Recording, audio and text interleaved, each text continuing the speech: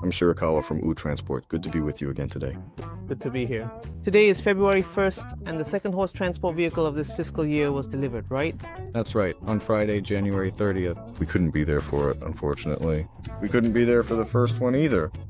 This time I visited when the first one was being adjusted at Trabas, but at that time it was always Isuzu, but it had become Hino, hadn't it? That's right, absolutely. The vehicles we had made this fiscal year are the first in a long time. How many years has it been? About 10, maybe more, since we last had Hino. How many horse transport vehicles do you have now, as of February 2026? 21 years old as of today. 21.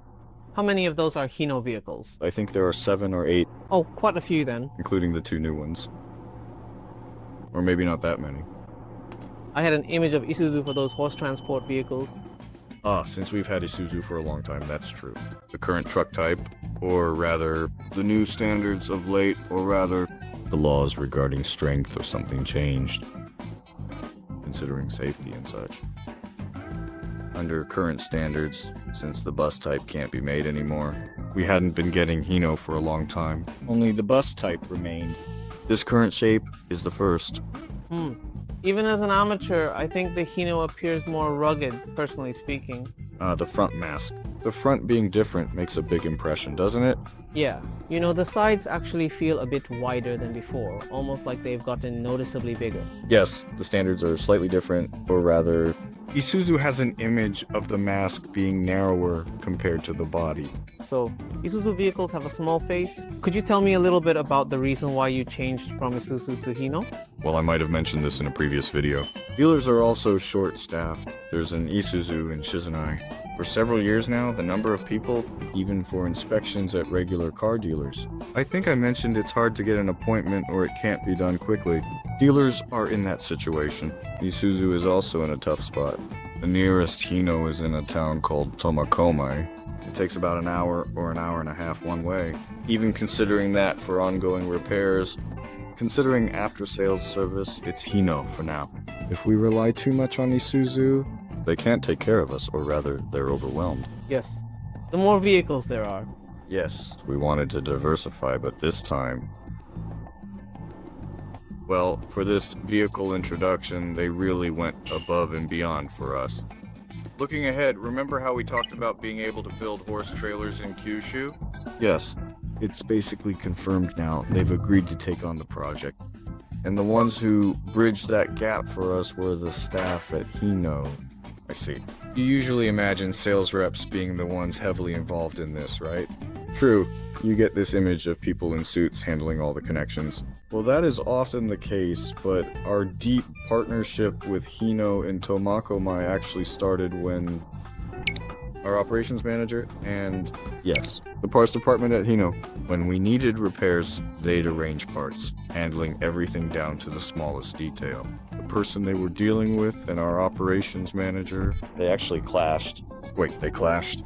Things got a bit tense at times, but through all of that, the person in the parts department is truly dedicated to the customer. He's a passionate guy. He realized if we can't build horse trailers, then the whole business would just wither away. If we can't build enough horse trailers, we can't maintain the fleet, and the whole industry declines. He took that very seriously. Wow, that's impressive. Those two at Hino and others who were incredibly helpful, they really stepped up for us. They understood my vision and worked incredibly hard to make it happen. That's really wonderful. Last year I must have reached out to nearly 100 different places, asking if they could build horse trailers.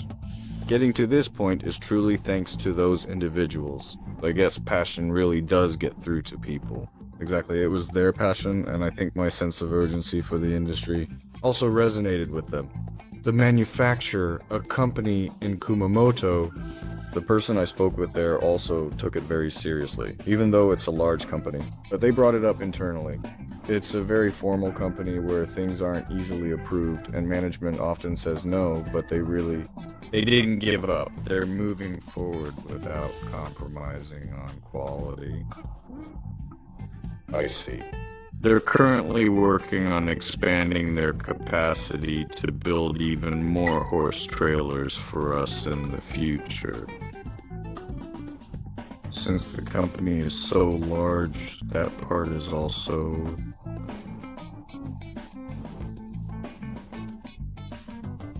Depending on how much they can expand their horse trailer manufacturing capacity, it'll really support this industry, or rather, even if they enter the market, the big question remains, how many units can they actually produce?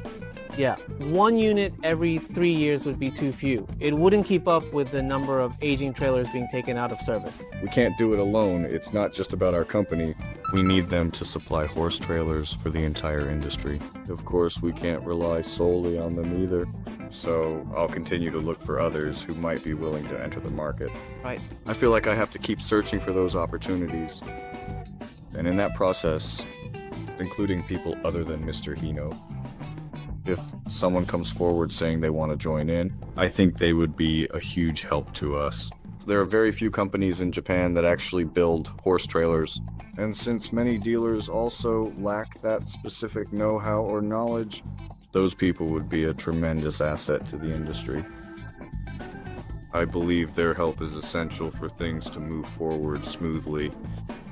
It feels like I've heard some positive news for the first time in a while. You might be right. Like, But here's the thing, that person in charge only handles our account among all the horse trailer companies in Hokkaido. oh, I see. So, you mean it's actually different for other companies, is that right? He's a top-notch salesman, but he says he won't work with anyone but us. For some reason he took us on, but that's also thanks to the person in the parts department. It's all because of them. Your passion really does get through to people, doesn't it? He told the salesman, if you give it your all, and it fails, I'll take the fall too. Like, I'm even willing to quit the company. They had such a passionate exchange behind the scenes. We should have him on YouTube sometime soon, you know? Definitely. Someone with such strong feelings. Right. If he could talk about that passion, the viewers might start wondering if there's anything they can do to help too.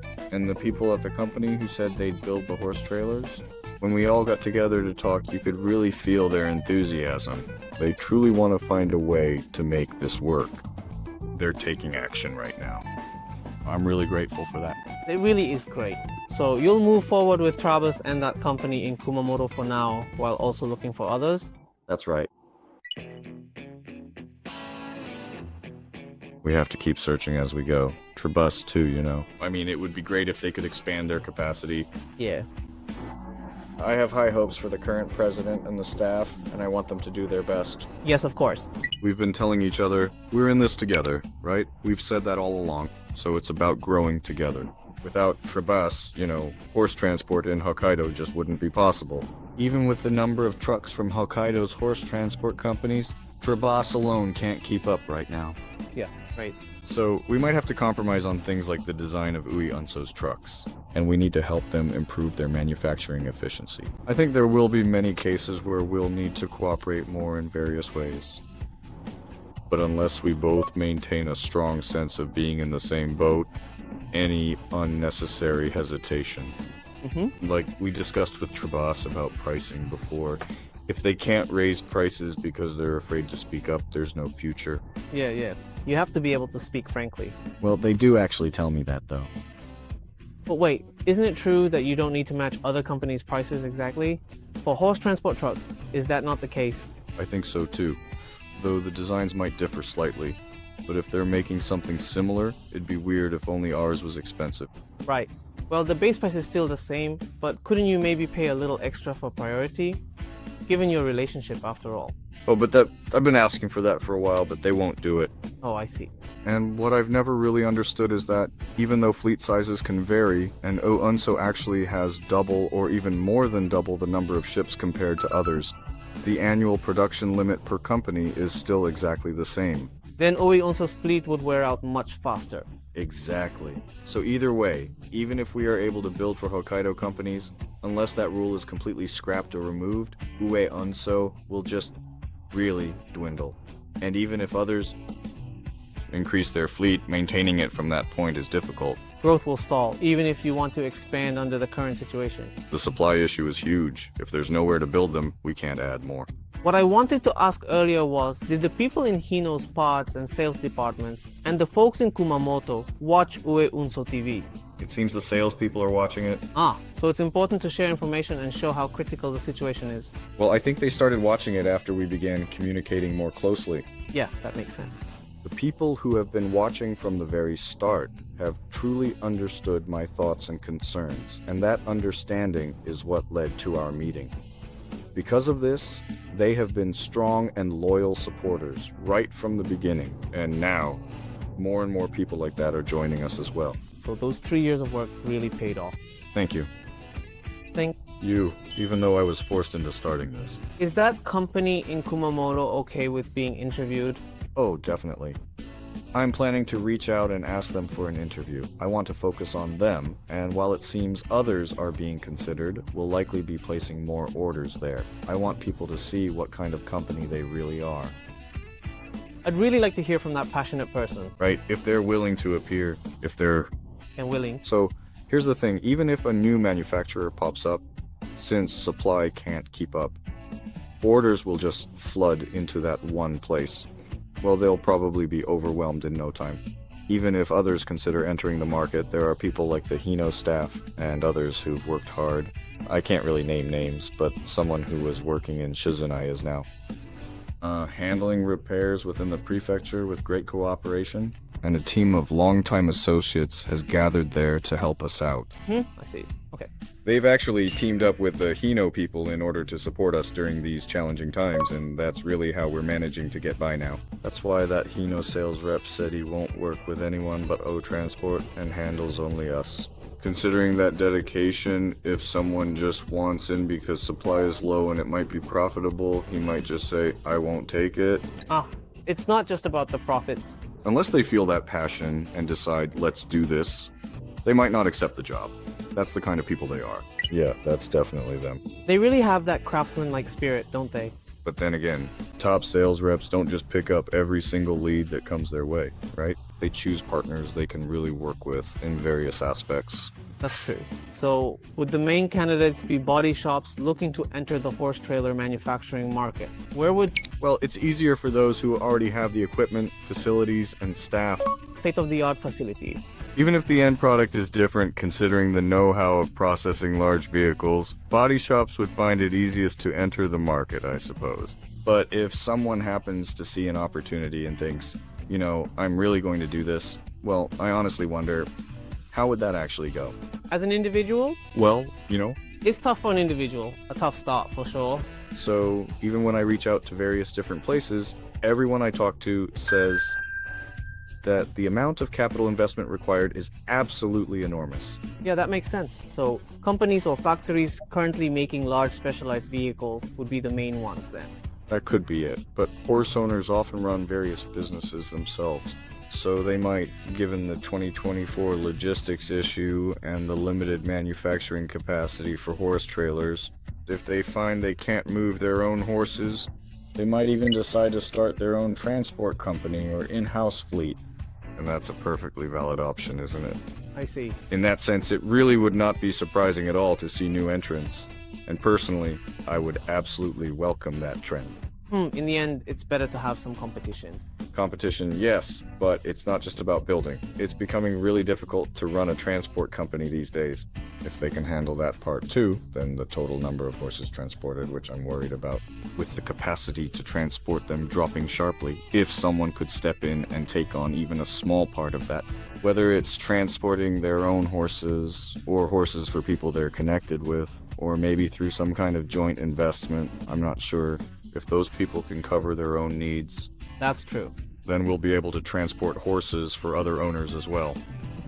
We can keep the overall number of horses moving. The impact on the industry will be minimized. Yes, that impact would be significant. Because even if we want to take on work, we can't. We're stuck. Yes. So, as I've been saying, some people, well, not everyone, but quite a few seem to have the wrong idea, especially about the price increases. It's not about making a profit. Right. We're only asking because it's necessary. If we leave it as is, the horses really won't be able to move anymore. We really need as many transporters as possible to participate, otherwise it's clear the horses will stop moving. Thinking about it that way, for those who are interested, would it be best for them to contact OE Transport first? So I'll make some updates to the categories on the inquiry form, and maybe they can reach out through there if they need to. That really came across in this talk. The fact that Yamanaka-san is also managing the OE Transport website. No, it's true.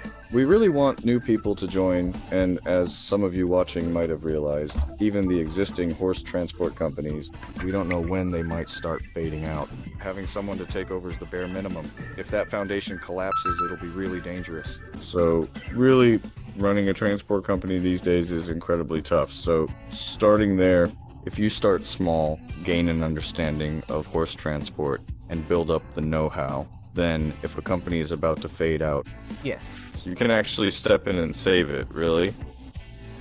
that might be a good idea. Yes, having them prepared in advance. If a deal can be made right now, it might be better to start from there. But that's the situation we're in. Oh well, I've just been talking on my own, but you know, the survival of OE Transport, well, the conversation isn't just about this supply issue. It's a chance to solve one of the major problems. Whether we'll make it in time, whether the supply will hold up, is still unknown, but first, this life-prolonging measure to everyone who has helped extend our life and put in the effort, if there's anyone who wants us to build something for them. If anyone wants something made for their place too, if you're interested, including consultations, you're revamping the Ohe.horseline website, right? Yes, I'm planning to add an inquiry form. It seems an inquiry form will be available, so please use that. We might not be able to reply immediately, but please get in touch. Thank you. Well, thank you for today. Thank you very much. Ohe.horseline is looking for drivers. Check the description for details. Please take a look at the recruitment site and corporate site in the description, and if you're interested, please apply.